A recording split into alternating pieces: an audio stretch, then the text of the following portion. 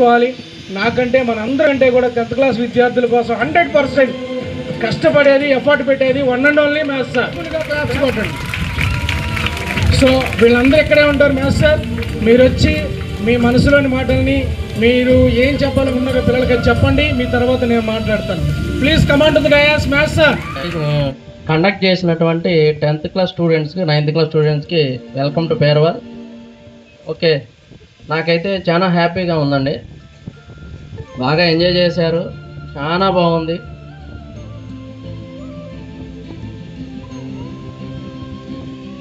మేము ఎంత కష్టపడినా కానీ అది మీకోసమే, మీ మార్కుల కోసమే, మీ భవిష్యత్తు కోసమే అనేది ఒక్కటి గుర్తుపెట్టుకోండి.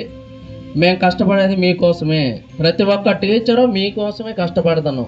ప్రతి ఒక్కళ్ళు 10th చెప్పే స్టాఫ్ అందరూ కూడా, అలాగే ప్రిన్సిపాల్ సార్, మధు సారు మీకోసం 24/7 అవర్స్ బాగా కష్టపడుతున్నారు. మీ గురించి చాలా, ఎప్పుడు చూసినా మీ గురించి ఆలోచన సార్కి.